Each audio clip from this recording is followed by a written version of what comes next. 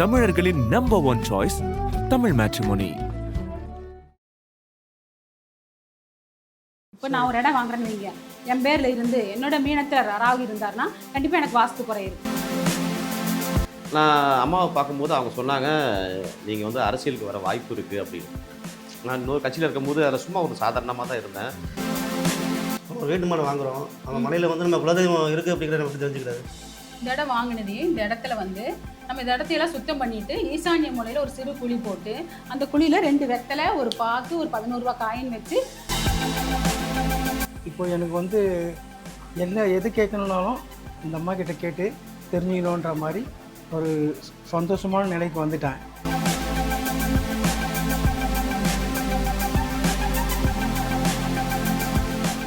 வணக்கம், என் பேர் ராஜலட்சுமி. நான் சென்னை சைதாப்பேட்டிலேருந்து வரேன். இந்த மேடம் பற்றி ரொம்ப சொல்லிகிட்டே இருக்கலாம்.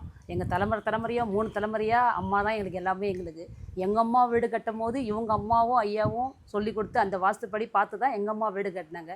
இப்போ நான் வந்து எனக்கு வீடு கட்ட முடியுமான்னு ரொம்ப இதுவாக இருந்தது, ரொம்ப மன சிக்கலாக இருந்தது.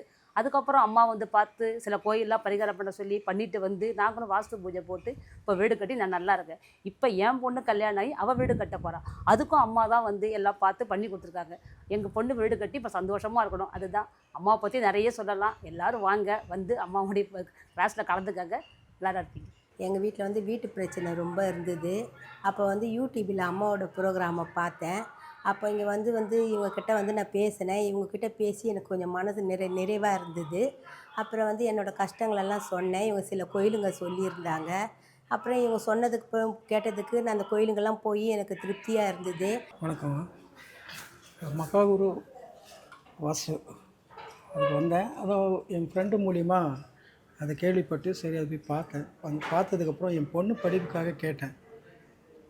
அவங்க சொன்னாங்க நல்லா படிப்பாங்க, இதுக்கு சில பரிகாரங்கள் இருக்குது, கோயிலுக்கெல்லாம் போயிட்டு வந்தீங்கன்னாக்கா நான் சொல்கிற கோயிலுக்கு உங்களுக்கு அந்த பரிகாரத்தில் ஒரு நல்ல ரிசல்ட் கிடைக்குன்னு சொன்னாங்க. அது மாதிரி போயிட்டு வந்ததுக்கப்புறம் என் பொண்ணு டாக்டர் முடிச்சிட்டா. இப்போது அதுக்கப்புறம் கல்யாணத்துக்காக கேட்டோம். கல்யாணத்துக்கும் அவங்க சொன்ன மாதிரி செஞ்சோம். அதில் சில தடங்கள்லாம் இருந்ததுன்னு சொல்லி அதுக்கு சில பரிகாரங்கள் சொன்னாங்க. அந்த கோயிலுக்கு போயிட்டு வந்தீங்கன்னா உங்களுக்கு அது வந்து சரியாயிடும்னு. அது போயிட்டு வந்ததுக்கப்புறம் அதுவும் சரியாயிடுச்சு. நான் வந்து காலேஜ் முடிச்சுட்டு என்ன பண்ண தெரியாமல் ஐடி கோர்ஸ் பண்ணேன். ஐடி கோர்ஸ் பண்ணி நான் கோர்ஸ் நல்லா முடிச்சிட்டேன். அதுக்கப்புறம் கோர்ஸ் முடித்து 3 மந்த்தாக எனக்கு வேலை இல்லாமல் இருந்துச்சு. அப்போ வந்து எங்கள் ஃப்ரெண்டோட அவங்க அப்பா வந்து இது மாதிரி ஜோதிடம் பற்றி கொஞ்சம் பார்த்துட்டு இருந்தாங்க. அப்போ என் ஃப்ரெண்டு வந்து என்கிட்ட சொன்னால் இதுமாதிரி பார்க்குறேன், நீ பாராட்டி எங்கள் அப்பா சொன்னாங்கன்னு சொல்லி சொன்னான். ஸோ அதனால் நானும் வந்து சரி ட்ரை பண்ணேன். யூடியூப்பில் ஃபஸ்ட்டு வீடியோ பார்த்தேன், கொஞ்சம் கிளியராக இருந்துச்சு, நல்லா இருந்துச்சு. ஸோ அதனால் ஆன்லைன் கிளாஸ் வந்து ஜாயின் பண்ணி அட்டன் பண்ணி பார்க்க ஆரம்பித்தேன். எனக்கு அது கொஞ்சம் ஒரு ஃப்ரெஷ்ஷாக ஒரு ஃபீல் கொடுத்துச்சு. அதனால் நானும் அவங்க சொன்னதை ஃபாலோ பண்ணேன். கொஞ்சம் கோயிலெலாம் போய் பரிகாரம் பண்ண சொன்னாங்க, அதையும் வந்து பண்ணேன். வணக்கம், என் பேர் அருள் செல்வன். நான் விழுப்புரத்துலேருந்து வரேன். ஒரு 6 மாதமாக சென்னையில் வந்து ரொம்ப கஷ்டப்பட்டேன், வேலை இல்லாமல் ரொம்ப கஷ்டப்பட்டேன். அம்மாவோட கிளாஸ் வந்து அட்டன் பண்ணி பார்த்தேன்.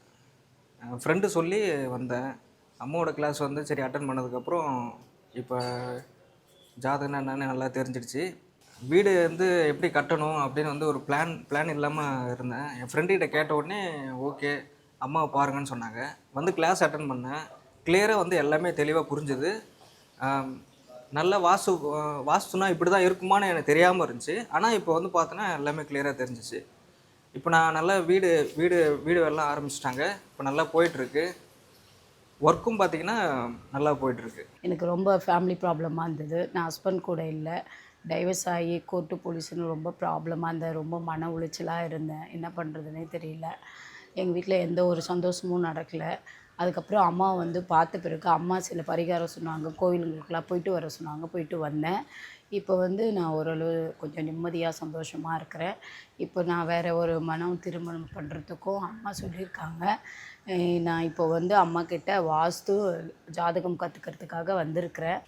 நான் பேர் முருகன். நான் புதுக்கோட்டையில் இருக்கிறது சென்னைக்கு வந்திருக்கேன். புதுக்கோட்டையில் வந்து காய்கறி கடை, டீ கடை, ஹோட்டலு இது மாதிரிலாம் வச்சு நல்லா பயங்கர நட்டப்பட்டு வீட்டிலே என்னை மதிக்கலை. சரி சாவலாண்டாதான் நினச்சிக்கிட்டு இருந்தேன். சென்னைக்கு வந்து சினிமாவில் நடிக்கலாம் வாய்ப்பு கிடைக்குன்னு ஜூனியர் ஆர்டிஸ்டாக வந்தேன். இங்கே வந்தால் 10 நாளைக்கு வேலை இருக்கும், 2 வேலை இருக்காது. ஒரு நாளைக்கு சாப்பாடு இருக்கும், சாப்பாடு இருக்காது. டெய்லி வடப்பள்ளி ஆண்டவனுக்குள்ளே தான் உட்காந்து ஆண்டவனே இன்றைக்கி கொண்டு போறியா, நாளைக்கு கொண்டு போறியா அப்படின்னு நான் அவரை வந்து தரிசிச்சுட்டு இருப்பேன். அந்தபோது தான் வந்து அங்கே உள்ள பக்தர் வந்து அந்த யூடியூப்பில் வந்து அந்த அம்மாவை பற்றி பார்த்துக்கிட்டு இருந்தாங்க. அதை பார்க்கவும் எனக்கு உதவி ஒத்து வருமா, அது செய்யுமா, கடவுளே நம்மளுக்கு ஒன்றும் உதவி செய்யலை, இந்த மாடெல்லாம் பார்த்தா நம்மளுக்கு சரி வருமா அப்படின்னு. அப்புறம் ஒரு 10 நாள் சென்று நானே வந்து முயற்சி பண்ணி அந்த அம்மாவை பார்த்தேன். அவங்க 2, 3 கோயிலுக்கு போய் சொன்னாங்க, பரிகாரம் பண்ணிப்பான்னு தான் சொன்னாங்க. அந்த பரிகாரத்தை நான் முடித்தோடனே பெரிய பெரிய நடிகர்களில் கொஞ்சம் வாய்ப்பு கொடுத்தாங்க. எனக்கு 1000 ரூபா சம்பளம் தரணும், 2000 ரூபா சம்பளம் கொடுத்தாங்க. எனக்கு மகிழ்ச்சி இல்லை. அந்த அம்மாவை பற்றி நான் எப்படி போகணும்னு எனக்கே தெரியல. அப்புறம் அந்த அம்மா ஒரு நாள் ஆன்லைன் இந்த கிளாஸில் வந்து கலந்து நீனு வந்து கற்றுக்கப்பா அப்படின்னு சொன்னாங்க. நான் அதுக்கு தான் வந்திருக்கேன். அந்த அம்மாவுக்கு நான் ரொம்ப நன்றி. எல்லாருக்கும் வணக்கம். என் பேர் செல்வம். நான் திருநெல்வேலியிலேருந்து வந்திருக்கிறேன். அம்மா கிட்ட இந்த வாஸ்து கிளாஸுக்காக வந்திருக்கிறோம். கிட்டத்தட்ட ஒரு 2 வருஷமாக அம்மா வந்து பழக்கம். என்னன்னு கேட்டிங்கன்னா, என்னோடய மகளுக்கு வந்து அலைன்ஸ் விஷயமாக பார்க்கும்போது நிறைய தடைகள் இருந்தது. அவங்க சில கோயில்களுக்கெல்லாம் போய் பரிகாரம் செய்ய சொன்னாங்க. அது செஞ்சு முடித்த உடனே அந்த தடையெல்லாம் நீங்கி அவளுக்கு கல்யாணம் கூடி வந்தது. அதுக்காக நான் அம்மாவுக்கு ரொம்ப கடமைப்பட்டிருக்கேன். அதே போல் இப்போது திருநெல்வேலியிலேருந்து இங்கே வந்து இந்த கிளாஸு வாஸ்து பிரகாரம் கற்றுக்கணும்னு சொல்லிட்டு நாங்கள்லாம் வந்திருக்கிறோம். ஆதர் நேயர்கள் அனைவருக்கும் அன்பான வணக்கம். இப்போ உங்களுடைய சப்போர்ட்டு தான் நான் இந்தளவுக்கு வந்தது. உங்கள் எல்லாருக்கும் நன்றி.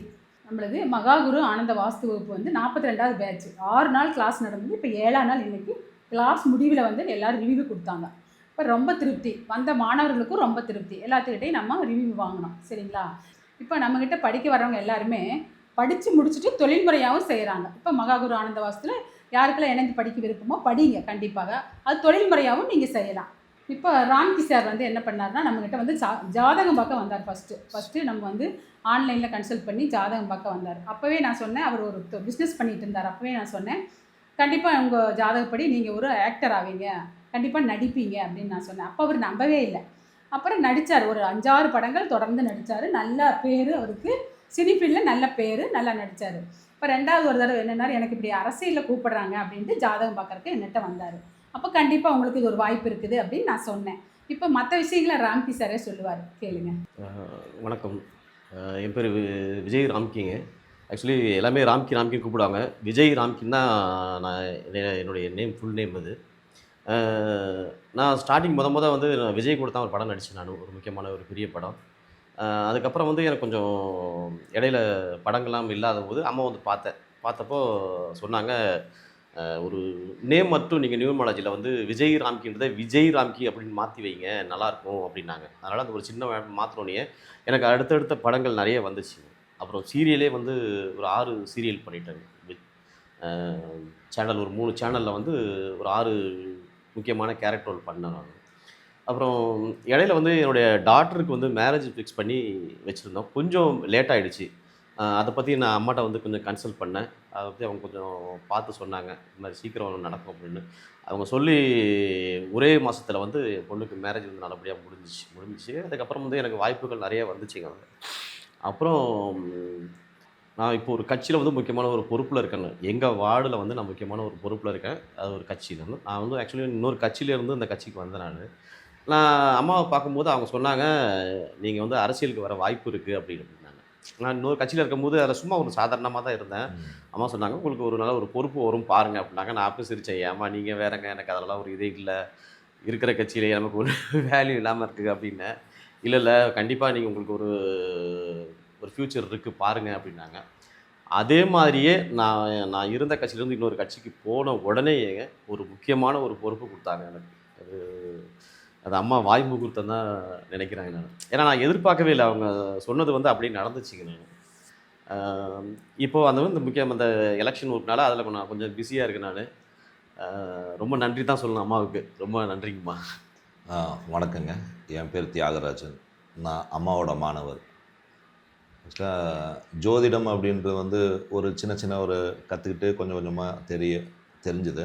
அதுக்கப்புறம் அம்மா அதை பற்றி நான் கேள்விப்பட்டேன். அப்புறம் அம்மாட்ட படிக்கணும் அப்படின்ட்டு ஆன்லைனில் வந்து அம்மாட்ட வந்து நான் கற்றுக்கிட்டேன் ஜோதிடத்தை.